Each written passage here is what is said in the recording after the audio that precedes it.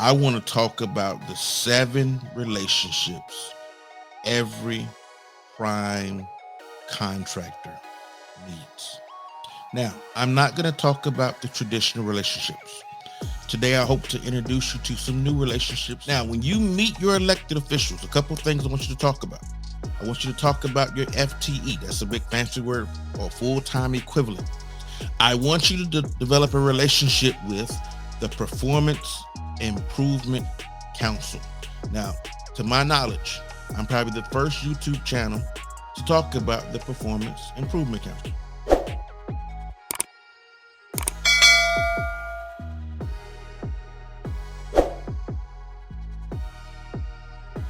Hey, welcome to my channel. My name is Dr. Curtis A. Merriweather Jr. As many of you know, in 2020, I was named a game changer by the White House Policy Advisor for Innovation, Entrepreneurship, and I want to serve as your government contracting coach. Now, if you are new to this channel, you know that the goal of this channel is to educate entrepreneurs to overcome common business challenges. And the way we do this is through education, consultation, and training support services. Now, our channel is unlike other channels because it's based on almost 27 years of progressive experience, lessons learned, and advanced education. And the goal of this channel is to lower your learning curve. I want to help you accelerate your success in the area of business, but specifically around government contracting. Now, the URL is on the screen. There's the URL for my Instagram. I definitely encourage you to give me a follow. Also on the screen right now is the 8-figure GovCon URL. I do want to encourage you to go to our channel, check out go to our website rather, check out the website and look around. And I'm sure if you go to our course store library, that URL is on the screen. I'm sure you'll find benefit in one of the 2 of our flagship courses, either the 8-figure government contracting Mastery 5X program bundle, or the 8-figure government contracting course for barbers and cosmetologists. Both of those are going to be great courses, more than now almost 30 hours of on-demand instruction, plus live sessions with me, and even one-on-ones based on meeting the requirements outlined in the program. So enough about that. If you have not already, I want you to like, I want you to share, and I want you to subscribe to our channel and hit the notification bell. So anytime I reduce or produce any new content, you can go in and you can be notified as soon as that content is released, and you can get to consuming new content. I try to release content weekly, somewhere between Thursdays and Saturdays. Okay. Now that we have that out of the way, I want to talk about the 7 relationships every prime contractor needs. Now, I'm not going to talk about the traditional relationships. Today, I hope to introduce you to some new relationships. Some of this you may have heard in previous videos, but it's going to be packaged up quite differently. And I believe it's going to be of immense value to you. So I want you to grab a pad, grab a pen, pull out your cell phone, your iPad, whatever electronic device you want to use. I want you to take voracious notes. Okay, the first relationship that every government contractor needs is going to be with your elected officials. You heard me correctly. The first relationship that I need you as an entrepreneur to cultivate and develop is one with your elected officials. And you say, okay, Dr. Kurt, why do I need to develop a relationship with my elected officials? Because in government contracting, everything we do is on the back of policy, whether known or unknown. There was a policy decision either being made or was made that's going to affect future contracts downstream. So we know our elected officials. Now, specifically, I want to, in this context, I want to talk about our U.S. or our federal elected officials. We're talking about government contracting at the federal level, primarily on this channel. Now, if you're doing government contract work at the state and local levels, which you can definitely do, I'm going to encourage you to reach out to those elected officials at the state and local level to provide top cover for you as well. But in this context, we're going to focus this conversation exclusively on our federal elected officials. This is going to be your U.S. House of Representatives and your U.S. Senator in your state. So I want you to, first of all, introduce yourself and your business to your elected officials. Now, when you meet your elected officials, a couple of things I want you to talk about. I want you to talk about your FTE. That's a big fancy word, or full-time equivalent. Most of your elected officials are going to know what that means. That's going to be talking about your employee headcount. So let's just say you got 100 employees. You're going to tell your elected official, hey, we got 100 FTEs in your congressional district, if you're talking to a representative, in your state, if we're talking about the U.S. Senator. You may want to give them a head tip on revenue. You may say, hey, we're a $15 million company, or $20 million company, $50 million company, $2 million company, whatever it is, be honest and transparent. And then I want you to also talk about the social economic representation in the company. Hey, we hire people we're hub zone, and we hire so much of our workforce in such and such hub zone. I want you to talk about the veteran mix. I want you to talk about the minority composition of the company. And I also want you to talk about your retention metrics. Hey, we got an 89% retention rate. These are just some talking points, and you can, of course, you can defer or you can deviate from these talking points. But I want to give you something that's going to be value added for your elected official. They're going to want to hear. Remember, your elected officials are concerned about jobs, the economy, and a host of other things.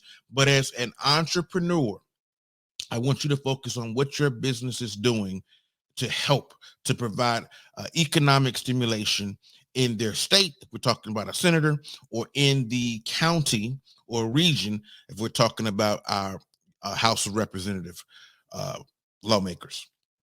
Now, I want you to also understand, as an entrepreneur, you need to be mindful of what congressional officials or senatorial officials, what committees they sit on. Now, there are standing committees, there are select and special committees, there are joint committees and caucuses. Now, I'm going to just give a brief example. In the state of South Carolina, which is where I'm recording from today, there's the Small Business and Entrepreneurship Committee, which Senator Tim Scott sits on. So if you're in the state of South Carolina and you have a small business concern, you're going to want to get on Senator Tim Scott's calendar to talk about the bills that are being drafted, considered, debated in the Senate. That's what you're going to want to do. Same thing also in the state of South Carolina, where I'm recording from today. You have Senator Lindsey Graham, who sits on the Intelligence Committee. Now, you can review the bills that are occurring in the House or in the Senate on congress.gov. It'll give you an idea of the different committees, and it'll show you the bills. Now, you can go and do some research, do some Googling, and it'll tell you which elected officials sit on what committees, special or select, joint committees, and or caucuses. And you want to get an idea in your state who sits where. And you may even want to encourage your elected official to co-sponsor a bill or to not support a bill, wherever your position may be. But we want to understand how legislative policy is impacting government contracting action, because they are definitely related. I want you to also begin to start looking at the NDAA. Google that. I don't want to spend a lot of time here, but there's a few bills, and the appropriations bill as well. There's a few bills and a few concerns you need to be mindful of as a government contractor. Maybe I'll do another video in the future about some of the policies and legislation as government contractors we should be following. However, for the context of this conversation, I just want to encourage you to get engaged with your elected officials and be very proactive in the process and follow the trends. Because if you follow the trends, it's going to better help you navigate the government contracting head and tailwinds more effectively. Okay, let's move on. So number one was our elected officials. Number two If you are, especially my 8As, the 8A business development program for minorities, 51% of the ownership mix has to be a minority for you to participate in this program. But I want to bring this up because I want to make sure for those who are currently in the program or for those who are considering some of the SBA programs, I want you to be aware of the business opportunity support specialists. I call them the boss. Now, the small business opportunity support specialist is responsible for reviewing and approving contract offerings, entering and updating financial and contracting information in the 8A information system. We normally use a certified.sba.gov. That's where, if you're an 8A program or some of the other programs that the SBA administers, you're going to do your financial updates there, and they're going to review them and mainly want to make sure that you remain in compliance of the program from a financial perspective. So they're going to do year over year analysis of your financial statements. And the goal is to make sure that you're progressing along in the process as you should be. And they want to make sure that anything that's concerning, that they're going to make sure they flag those items and monitor them and hopefully help you to maintain in compliance to the program. Now, I only can personally speak about the 8A business development program because we historically were, not anymore, we used to be an 8A BD program, and so I'm very familiar with this process. But you do want to develop a relationship with the business opportunity support specialist at the SBA office in your region, and typically there's a regional office in every state. So go to the SBA website to get more details regarding that. Number 3, I want you to develop a relationship with the Performance Improvement Council. Now, to my knowledge, I'm probably the first YouTube channel to talk about the Performance Improvement Council. There may be someone else, but I'm just not aware. So, what is the Performance Improvement Council? Well, with the Government Performance and Results Modernization Act of 2010, Congress established the Performance Improvement Council, also known as the PIC, to assist the director of the Office of Management and Budget, OMB, to improve the performance of the federal government and to achieve the federal government's priority goals. Their job is to work toward continuous process improvement in a nutshell. But the PIC, the Performance Improvement Council, is chaired by the Deputy Director for Management at the Office of Management and Budget, OMB, within the Executive Office of the President. So this oversight committee is being overseen by the president. The membership of the PIC includes performance management officers, or PIOs, and associated staff from federal agencies. Each agency, high level, each department, let's say it that way, each department has a PIC representative. And the goal of that representative is to make sure that the PIC is looking to continuously improve. Now, the PIC works to resolve specific government-wide or cross-cutting performance issues. The PIC facilitates the exchange among agencies of practice that have led to performance improvement within specific programs, agencies, or across agencies. They coordinate with other interagency management councils. They gather assistance, information, and advice from federal agencies, including smaller non-member agencies. And the PIC also provides insight into the performance improvement experience of corporations, nonprofit organizations, foreign, state, and local governments, sector unions, and customers of government services. And then last but not least, they develop recommendations to streamline and improve performance management policies and requirements of their requisite department. Department is higher level than an agency. So a department would be like a Department of Health and Human Services. And then, of course, they have sub-agencies like CDC or CMS. So this is department level representation. I don't mean to use those terms interchangeably because they are not the same. All righty. Now, the fourth title and the fourth role I want you to be aware of is the PCR. This is your Procurement Center Representatives. Now, the SBA, because this role falls within the cognizance of the Small Business Administration, also known as the SBA, and the SBA may assign one or more Procurement Center representatives to any contracting agency or contract administration office to carry out SBA policies and programs. Now, assigned SBA PCRs are required to comply with the contracting agency's directives governing contracting personnel's conduct and releasing contract information. The goal of the PCR at a very high level is to make sure that the agencies comply with SBA guidelines as it relates to contracting. That's the goal in a nutshell. So if you see anything that's kind of outside the scope or purview of the FAR and in violation, you want to make sure that you make your PCR representative aware. So this is a new relationship for many. But the goal of the PCR reps is to communicate with agencies on upcoming requirements, review acquisitions and solicitations, inform agencies on updates to small business regulations and changes in the SBA certification programs.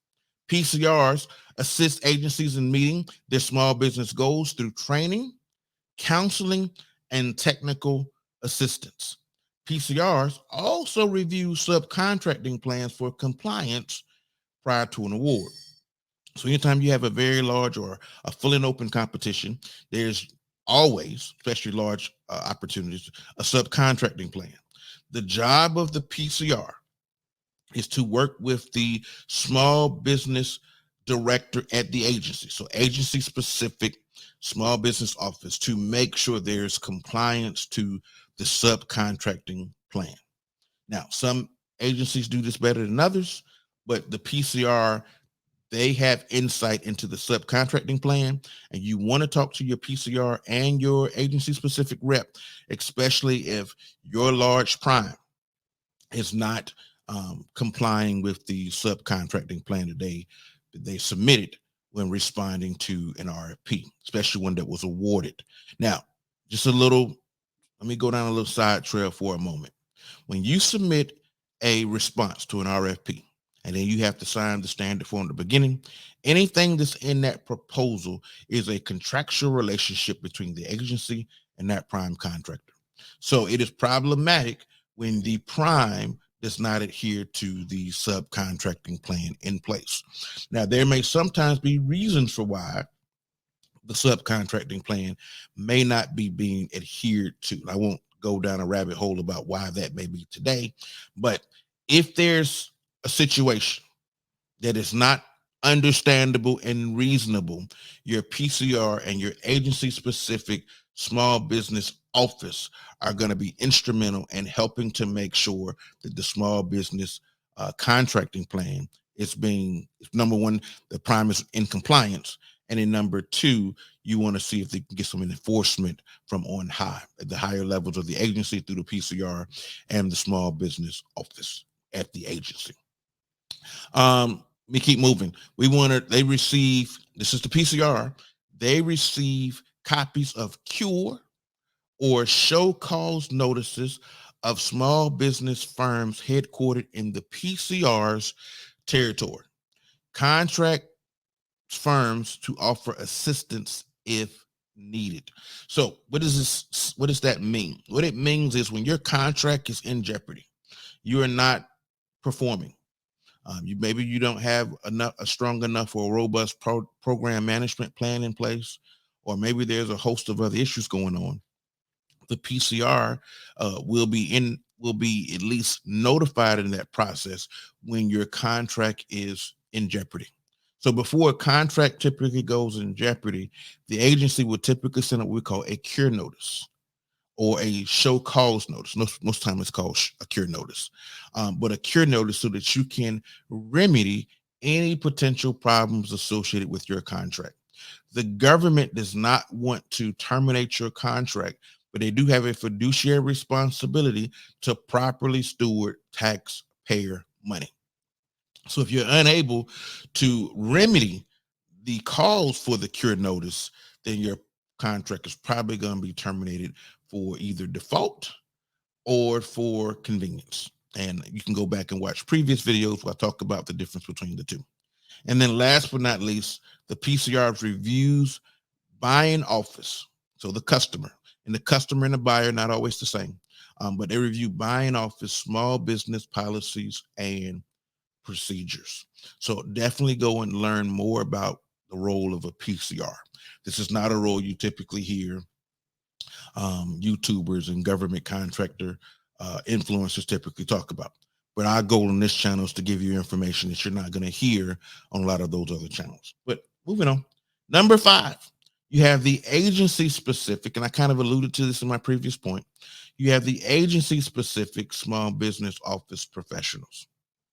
Now, this is not to be confused with the Small Business Administration.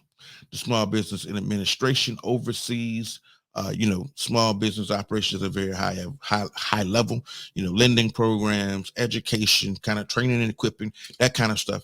But the agency specific small business office, they normally help new businesses specifically navigate the inner workings of that agency, whether it's Department of Health and Human Services or whether it's Department of State. You'll see agency specific small business reps, and even down to that's the department level, even down to the agency. So within Department of Health and Human Services, there's a small business office, but even down to the agency. So whether we're talking CDC or CMS or SAMHSA or National Institutes of Health, they'll all have an agency specific small business office. Now, agency specific small business office professionals work to ensure that small businesses, small disadvantaged business or SDBs, 8A business development programs, woman owned, service disabled, veteran owned, and hub zone businesses have access to contract opportunities within that specific agency. So, small business office provide the following services. So small business offices, got tongue tied, offer the following services and more: training, technical assistance, one-on-one capability meetings, and the subcontracting program management. I kind of talked about that briefly. We talked about the PCRs who have insight into the subcontracting compliance concerns for the agency. Number 6, we got 2 more. So number 6, government program managers. Now, this is a common one. Everyone is kind of, should be familiar with this. And I'm talking mainly from a prime contracting perspective. I'll do a future video on subcontractors, who their relationship should be. They're going to be slightly different. There's going to be some overlap, but they're going to be slightly different. But when we're talking about primes, prime contractors need a relationship with the government program manager. Now, a government program manager oversees projects, manages performance, and provides resources and oversight to the prime contractors and associated employees under his or her watch. Now, these professionals may have duties including project management plans, cost management, schedule management, quality management, using leadership skills. You cannot effectively be a program manager if you do not develop very robust leadership skills and qualities, team formation, resource dynamics. Those are very important things that a program manager needs to have, possess, and be able to implement and execute upon. Now, your government program managers are typically going to be certified. They're either going to be certified by Defense Acquisition University, also known as DAU. They got a program management certification process. Now, when I used to work for Department of Navy under Space and Naval Warfare Systems Center, many of you know they've now changed their name to the Naval Information Warfare Systems Center. So they went from SPAWAR to NAVWAR. I went through the DAU program management certification. Now there's 3 levels. I got the level 2 because I left federal service and couldn't do the 6-week training offsite. But I did go through all the training. I just didn't do the live session the way it was set up, at least when I was going through the program. So you have DAU's program management cert, and or the government program managers may also have the Program Management Institute, also known as PMI. They may have a PMP, a program or project management professional certification. So today, most of your government PMs are certified. So I definitely recommend to entrepreneurs, either you need to get the certification or someone in your team needs to be certified by PMI or another organization that has a similar capability, so that when program managers get together, they can talk apples and apples, and they can talk to each other, not at each other. But I digress. Then last but not least, you need your contracting officers. So as a prime, you need to establish healthy, robust working relationships with contracting officers, especially the contracting officers on the programs where you have contracts. But I'm going to even say adjacent contracting officers at that agency and at different agencies who buy what you sell. Now, a contracting officer, you will see it sometimes referred to as a CO, that's a contracting officer, or KO. You see KO primarily within Department of Defense. So you'll either see CO or KO. Both are the abbreviations for contracting officer.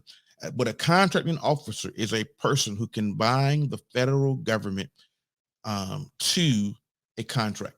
They're the only one that can bind the government to a contract action, not the project manager, not the small business office, not the SBA. It is the CO or contracting officer. Now, contracting officers sometimes can be limited in scope based on their warrant. I didn't plan on coming here and talking about the warning process, but let me just say it this way. The warning process gives you an indication, if you understand that process, gives you an indication of how much authority they have financially. Different warrants have different level of contractual authority. So you got to make sure, well, you don't have to make sure. The federal government's going to make sure, but you want to make sure you establish relationships with the contracting officer. And it would be helpful to understand kind of where the authority are. It's not a make or break. It's kind of a nice to know. But the contracting officer is a delegated authority from the head of the agency. And the head of the agency will also establish the warrant based on historical metrics, scope, complexity of previous work. They'll be able to gain higher warrants, and the higher warrant gives them more contractual authority. So that's all I really want to say in this video. Those are the 7 relationships that you need to get a firm handle on. Number 1, where's your elected officials? Number 2 is your small business opportunity specialist, especially for my programs that have certification. Number 3, the Performance Improvement Council leadership. Number 4 is going to be our Procurement Center representatives, known as a PCR. Number 5, we're talking about the agency-specific small business office professionals, not to be confused with the SBA, the Small Business Administration, not to be confused. Number 6 are our government program managers, and then number 7 are our contracting officers. I believe these are the 7 relationships that every government prime contractor needs to manage, understand their roles and responsibilities so they can best work with the federal government in a manner that's effective and efficient to meet the overall objectives, mission of their contracting opportunities. And to just, when problems come, how to navigate, remedy them, and keep moving forward in a healthy and profitable manner. Well, that's all I have for this video. I want you to go back and watch some of my previous videos. And I'm going to see you in the next video. Don't forget, definitely go check out the 8-Figure Government Contracting website, 8figuregovcon.com. And I would welcome the opportunity to serve as your government contracting coach as you travel along your government contracting journey.